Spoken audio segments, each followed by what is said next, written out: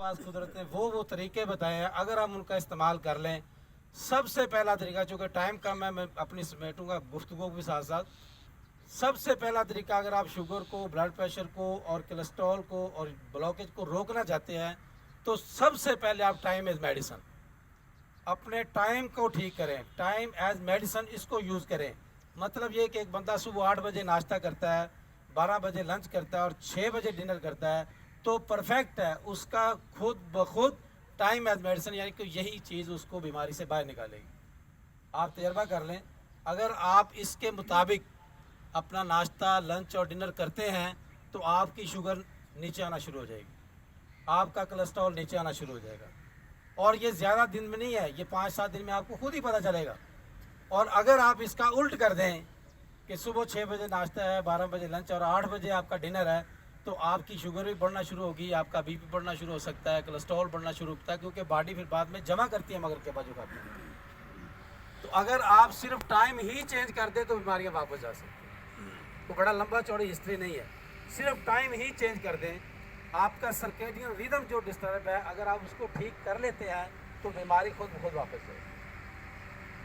इसे हम कहते हैं टाइम एज मेडिसिन। उसके बाद आता है फूड एज मेडिसिन। अगर आप जो खुराक खा रहे हैं, अगर आप उसको मेडिसिन के तौर पे यूज़ करें तो ज़बरदस्त है, आपको वही खुराक आपको फ़ायदा देगी। खुराक में क्या है कि हम सुबह सुबह अगर आप फलों से नाश्ता करते हैं, दोपहर को सलाद खा के खाना खाते हैं, शाम को भी सलाद खा के खाना खाते हैं, तो आपको 6-7 दिन के अंदर ब्लड प्रेशर भी नॉर्मल होना शुरू होगा, शुगर 5 दिन के अंदर नॉर्मल हो जाएगी।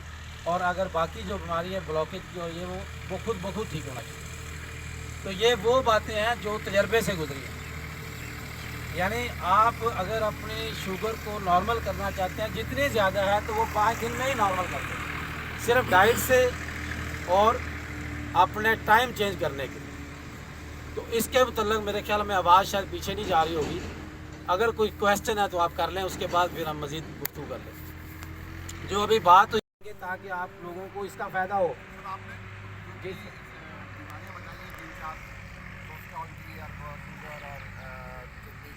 इनकी कोई एक्सरसाइज भी योगा में स्पेसिफिक एक्सरसाइज भी है? देखिए जी, एक्सरसाइज आप योगा करें या वर्जिश करें या कोई गेम खेलें, आपको कोई भी ऐसी वर्जिश जो आपको नुकसान, बल्कि कोई नुकसान देती नहीं, आपको फ़ायदा ही देती है। मेरी लाइफ गुजरी है, मैंने हेल्थ एंड फिज़िकल भी पढ़ी है, मैंने योगा भी पढ़ा है अल्हम्दुलिल्लाह, और फिर मैंने नेचुरोपैथी भी पढ़ी है, फिर तिब्ब नबवी भी पढ़ी है।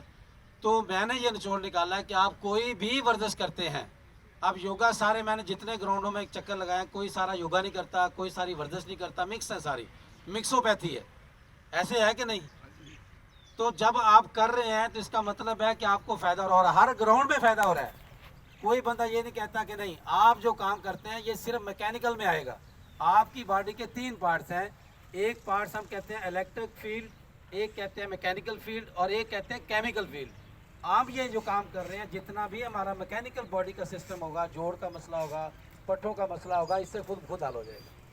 और अगर आप वर्जिश करते करते पसीना निकाल लेते हैं तो आपकी वेस्ट जो अंदर जमा है वो भी निकलना शुरू हो जाएगी, जिसकी वजह से आप शुगर बढ़ती है, जिसकी वजह से क्रिएटिनिन बढ़ता है, जिसकी वजह से किडनी खराब होते हैं, जिसकी वजह से लिवर खराब होता है। ये वही फंक्शन है, तो ये सारे एक दूसरे के साथ जुड़े होते हैं।